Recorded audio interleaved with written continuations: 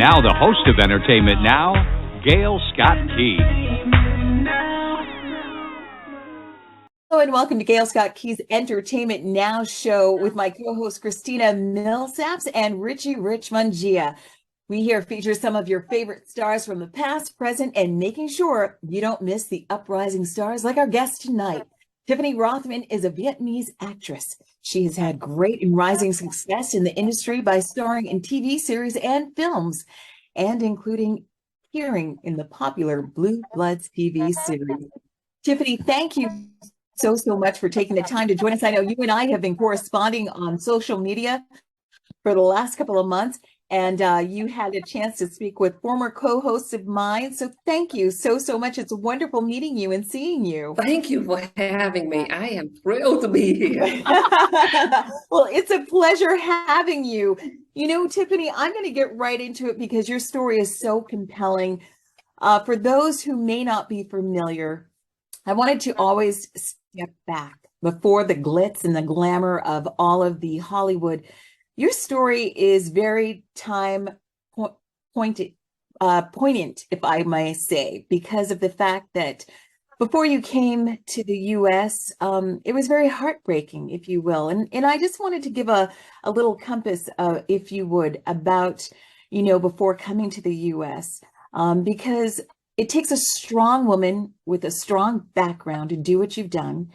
And I really wanted to take a little bit, if we could, just taking a dip back and just sharing how you came to be, you know, learning the culture, because I feel it's so necessary right now with what's going on. If you agree with the temperature of everything that's going on, could you share a little bit of your background before you got into your acting and your illustrious career? Yes, I was born in central Vietnam, but I grew up, when I was 2, I moved to Saigon, and the area I live is very international, if you catch my drift. Like that the complex I live in, it's like a United Nation. Everybody from everywhere, and they would have parties together, and they would have they would mingle together, and it was very interesting. And also the club I belong to is the same. People from all over the world. So it was very, very fascinating. So I was told where I'm from is third world, less developed country.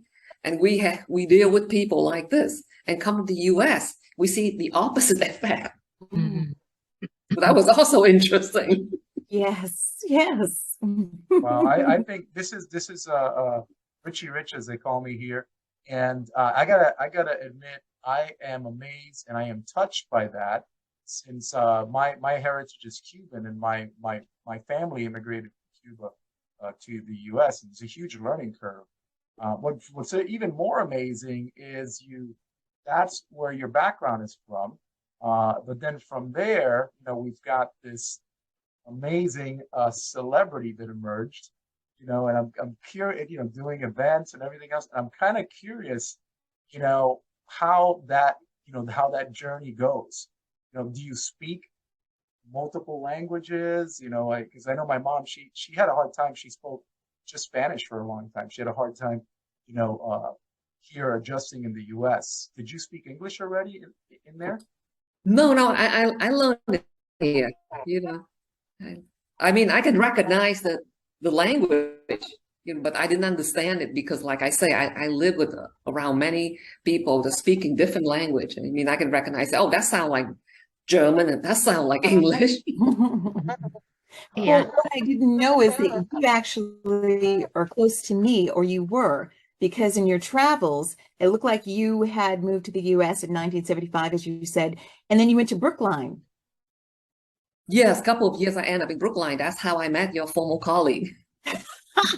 That's incredible. Well, you know, the truth is that I was born in Malden, Massachusetts, so I lost the accent, so you would never know. So see?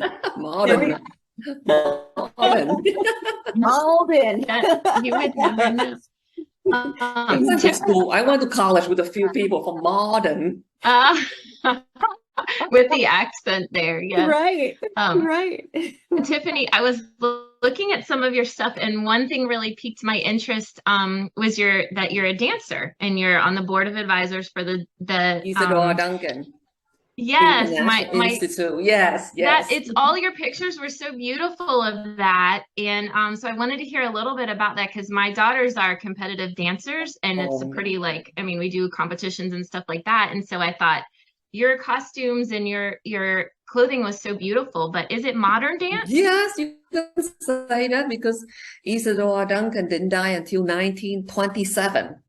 Oh, wow. So she was like 49, 50 years old only. So that would be considered modern dance, and it also considered movement for film and theater. Okay. So when I did theater and they told me that I have to do X, Y, Z, we need to rehearse for like at least half an hour, but we did not all because I was able to take the direction immediately. Yes. Like last time I did a movie last June and I supposed to, I think like hold someone, my long lost soul brother in my arms. And I used the Duncan technique to lift my soul of princess. And the cinema photographer, I think he was shocked. He said, please do it again. So of course I purposely did it wrong so I would be able to hold the actor in my arms again because he was so wonderful. Yes. Oh, yes. I guess that's one of the benefits of having handsome co-stars, right? Yes, yes. Am I going to be the troublemaker? I can't. Okay, I noticed one of these is belly dancing, and I can't help but to think of a friend of ours. I think Gail might know her also. I don't know if Christine, if you know her, but there is a Disney screenwriter in New York, Sherry Simpson, and she's also friends with our mutual friends. And she tells the funniest story about her mother actually made a career of belly dancing. I didn't know. Yeah, sure. Yeah, I know a few. It's very, very difficult, like put it that way. Yeah. Because they can cancel you when they feel like canceling you the last minute, you will lose everything. Oh, yeah. Wow. That's so interesting. That's so interesting. Yeah. And it's like the professional belly dancer would say, like, oh, when I say, oh, she's so-and-so is such a beautiful dancer, they say, yes, she could easily be a professional belly dancer, but I would not recommend that to anyone. I say, I know. There you go, Richard. Richard was about to get out his little. Yeah, I was like, maybe I can still make a career out of it. I don't know. Yeah, little side hustle. Well, if you're interested, maybe Richard should take some belly dance class too. That's the teacher is a man. Are you going to teach him? I think you guys would pay to make me stop. Believe me. I don't know. Maybe Tiffany, we could do a Zoom session and you could teach us since you're the expert at it. Yes. Yeah. Exactly. Exactly. I'll do 100 crunches though beforehand. Oh, yeah. Oh my goodness. Nobody needs to see that mess. So then really is theater then where you're acting then sort of, that's where it began for you on the live stage? Yes, because I was working as a school psychologist in New York City. Mm-hmm.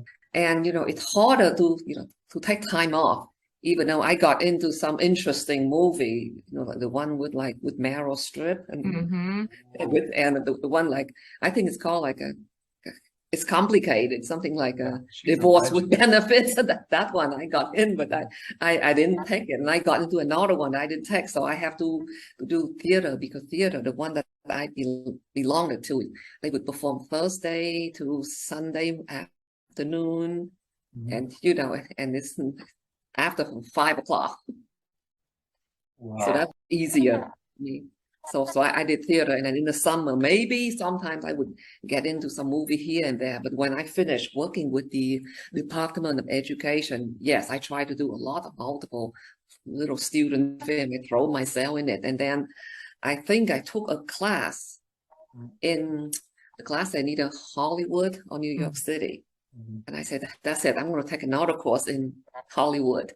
And then I got a call. I got a call for some short film in LA, in Orange County. And then I told my husband, let's move. and we did. And my daughter eventually joined us.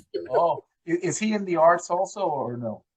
No, but he very knowledgeable. He was working in the film lab before he went to grad school. And he knows a lot about arts film and a lot about artists. Great, we would watch film noir, great film noirs together all the time. So that we have a lot in common with. Yeah, that's wonderful. Well, it just shows you that when, you know, acting and theater and this kind of art is your passion, and when you had another job, you just made it work, you know, you found a way to pursue it, and then it became your main thing. Yes. So I think that's inspirational too. I mean, because we all have things that we love to do. Some of us, you know, get to do our passions full time, and some of us don't. Mhm. So it's always an inspiration to keep going, keep going. You can see your story like with that too. And with your education, I saw that you have a doctorate, right? So should we be calling you Dr. Tiffany? It doesn't matter. But well, what I did was I figured out that would be practical for me, and actually it is, because after I left my job at Department of Education, I got an offer, almost got an offer, but it was full time, so we have to end the interview because I wanted to work part time in a nonprofit organization.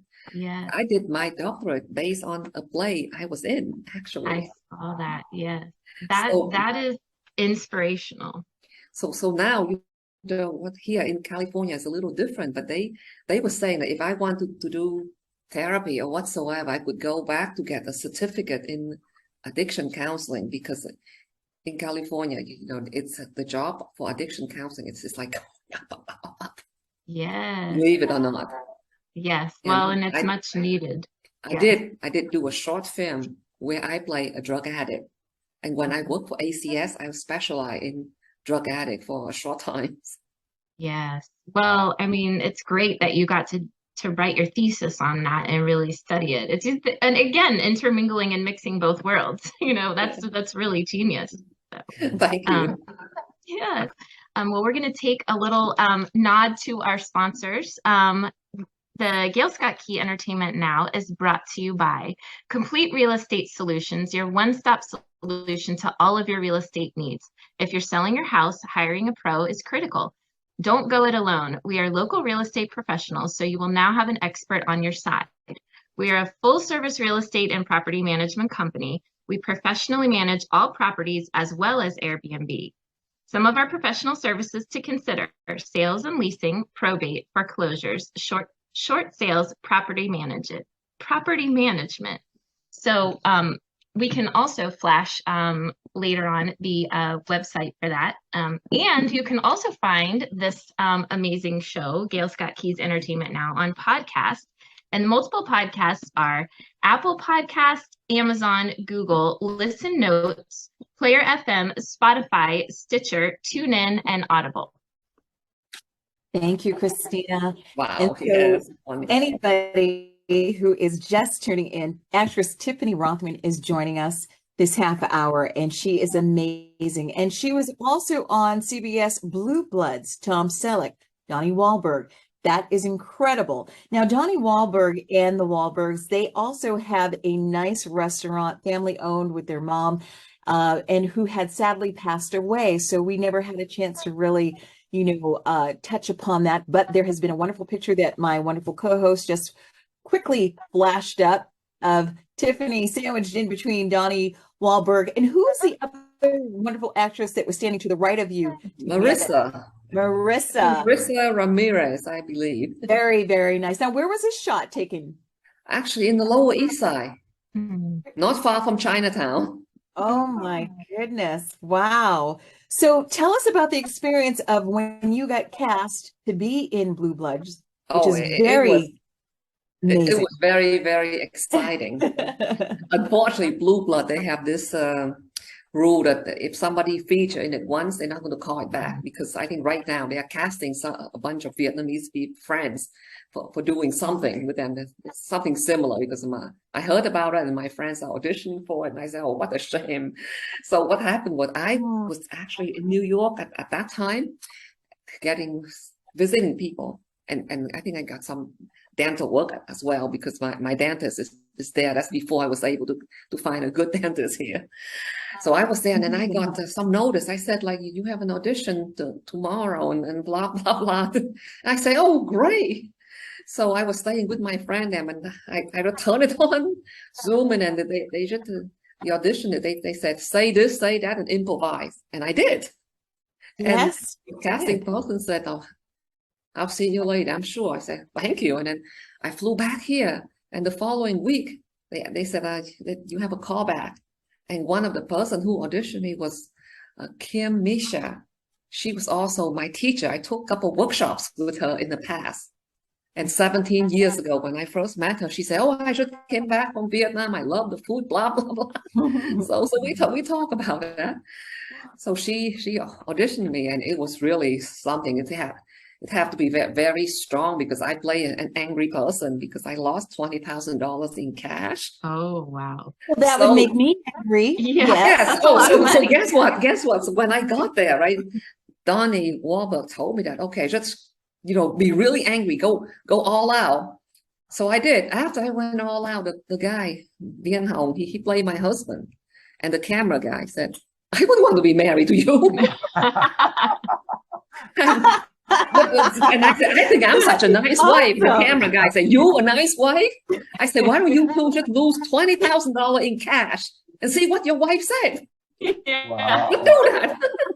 Well, the still shot of that one scene is very convincing. You definitely look up Yes. I'm curious. I'm sorry, Gail. You go first, please. Yeah, no worries. I was just going to segue into your auditions. You have another audition that I saw that you posted up on Facebook recently. Mm-hmm. Yes. I just have auditioned and a callback for this movie they're making, and Robert Downey Jr. is already cast. It's a Vietnamese American movie based on the book called The Sympathizer, and the author is a Vietnamese American. Okay. So I did have a couple auditions, but I think it's very, very competitive, and I would love to be in it. We'll see what happens. Wow, I let great you to know. work with him. He's another legend too. Yeah. I'm curious if Donnie Wahlberg, he's also a founding member of New Kids on the Block. I really if he's like, "Hey, let's do some dance moves from back in the day since you're a dancer," So, or if you get a chance to meet his brother, Mark Wahlberg. Oh, yeah. But I think that's awesome. You get to work with Robert Downey Jr. would be amazing. Yeah, just to keep finger crossed. Yes. Hey, we're on your side. Definitely. We'd love to see that. Thank you. Yes. Real quick, I'm always interested in asking this side, when you're not acting, when you're not in front of the camera, when you're not dancing, what are some of the things that you like to do? And with that, I also want to make sure that I turn over to you some social media platforms that you can educate the audience to, so that we can follow you as well. Okay, which question should I answer first? The social media? Or? Turn it up. You can do it. Okay, well, I'm on Facebook, Instagram, and Twitter. So I don't know anything about TikTok.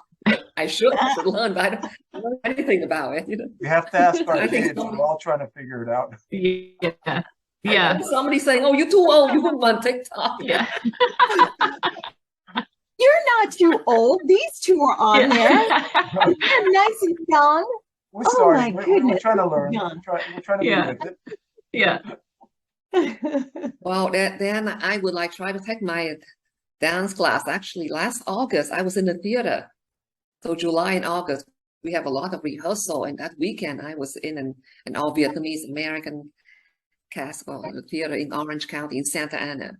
And then I had a TV interview with Little Saigon TV network afterward. Okay. So the summer was pretty booked with the audition and this and that. And then now I'm just audition when I'm not working. I am audition, or I go to event, either film festival or book launch event. And I do reading, and I try to watch a lot of TV show, everything to keep it up. That's great. Whether it's art film or trash film, whatever, trash TV series, soap opera. I'm curious if they're a favorite. Do you prefer, say, full featured films, or being on TV, or being on stage? Is there one that you like more than the other? Oh, it's hard to say. But I guess that's tough if you love what you do. There's nothing wrong with loving a few different things. Yes. I think that's great. So for those of us that are watching, or those that are listening, we are going to share the social media links when we put the posts up, so you guys can follow Tiffany Rothman in her career. Yes, I'm also on IMDb, but then again, all actors are. Yes. Yeah. Yes, absolutely. And Tiffany, we're going to have to definitely have you back on with us. because I do apologize. There seems to be some little problem with the audio, and we're trying to muddle through. So if you are watching and you're hearing a little bit of feedback or some sort of taintedness with the audio, we do apologize. We're at the mercy of technology. That's how it goes. So we do apologize. It's But we either are technology grateful. or gremlins. It's one of the two. Yeah. Ew. There you Just go. showing our age. We're all Gremlins old is enough showing to our know. age. We're all Oh old enough my to know. goodness. Absolutely. We've been joined by actress, dancer Tiffany Rothman, and we are wishing you much success. And we do hope that we hear some great things. We're going to see some great things, I'm sure of it, with the casting when it comes to your audition and the new role that you were up for. And that just means you're going to have to come back on the show and join us and tell us all about it. Maybe you can bring Mr. Robert Downey Jr. with you.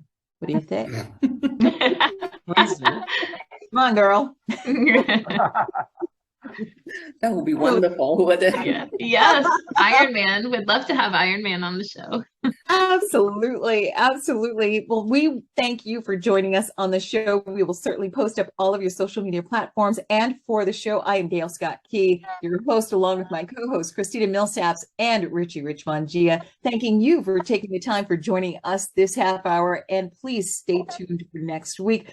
We will have more upcoming guests, and we will post them on our social media platform. In the meantime, we do wish you a happy evening.